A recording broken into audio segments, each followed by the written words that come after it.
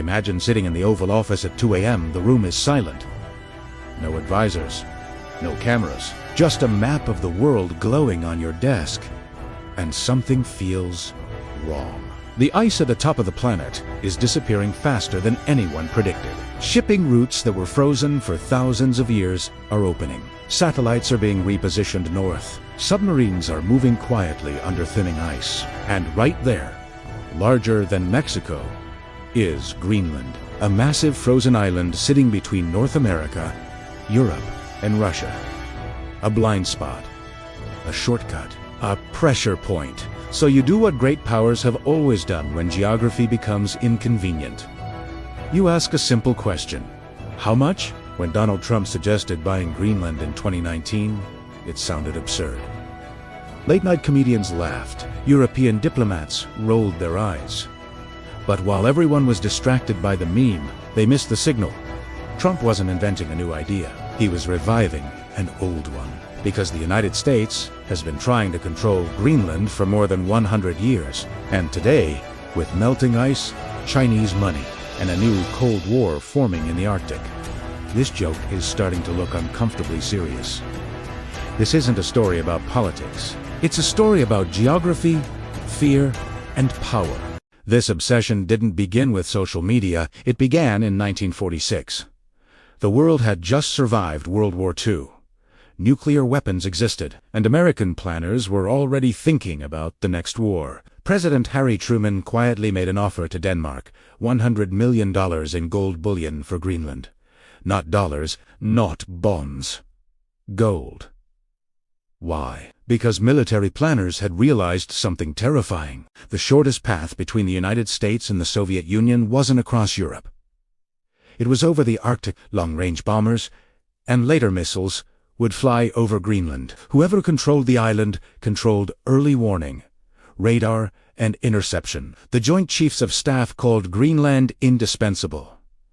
Denmark refused, so Washington adapted it. In 1951, the U.S. and Denmark signed a defense agreement allowing permanent American military presence. The most famous result: Thule Air Base, home-to-missile warning radars, and space surveillance systems. The U.S. didn't own Greenland, but it effectively embedded itself inside it. And once a superpower builds infrastructure, it never truly leaves. To understand Greenland, forget political maps. Think like an admiral. Between Greenland, Iceland, and the United Kingdom lies a narrow maritime corridor called the GIUK Gap. Every Russian submarine that wants to enter the Atlantic and potentially threaten the U.S. East Coast must pass through it. This corridor is one of the most heavily monitored regions on Earth. Sonar arrays, submarines, satélites.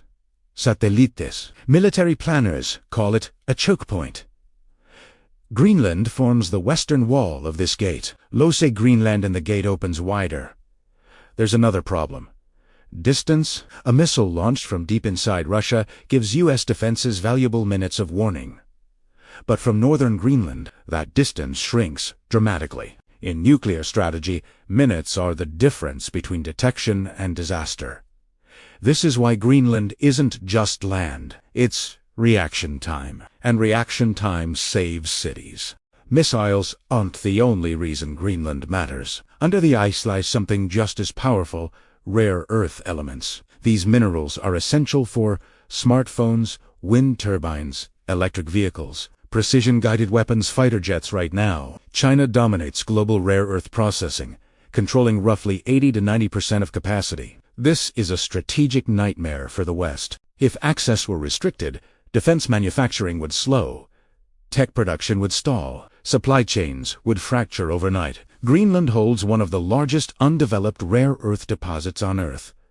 But here's the twist. While Western governments debated climate policy, Chinese companies quietly invested in Greenlandic mining projects. To Washington, this isn't economics, it's dependency. And dependency, in geopolitics, is weakness. In 1959, the U.S. Army built Camp Century, officially a scientific research station.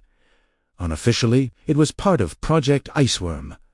The plan was extraordinary. Thousands of miles of tunnels carved beneath Greenland's ice sheet, hundreds of nuclear missiles hidden inside, mobile launch platforms shifting constantly under the ice. Denmark was never told. The problem: ice isn't stable. Glaciers move slowly, relentlessly. The tunnels warped, the structure collapsed. The project was abandoned by 1967, but the waste stayed. Diesel fuel, PCBs, low-level radioactive material. Now, as the ice melts, these remnants are slowly resurfacing. Greenland isn't just a strategic asset, it's a buried secret. Greenland wants independence, but independence has a price. Denmark currently provides over $600 million annually, covering roughly half of Greenland's public budget. Remove that support, and the economy collapses.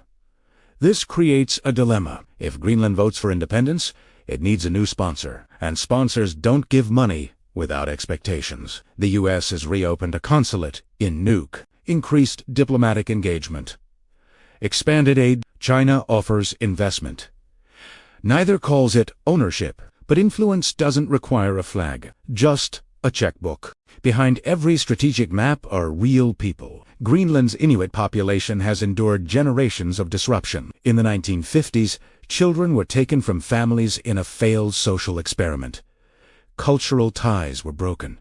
Communities fractured. Today, Greenland faces one of the world's highest suicide rates. Even the sled dogs, essential to traditional life, are disappearing as sea ice melts. Their population has dropped dramatically in recent decades. When politicians talk about buying Greenland, they aren't talking about empty land. They're talking about a people who have been treated as a resource for centuries. By 2026, the tone has changed. Greenland is no longer a joke. It's a national security priority. Officials speak in careful language. Options: stability, security interests. No invasion is announced, but the message is clear. Greenland matters, and the Arctic is no longer quiet.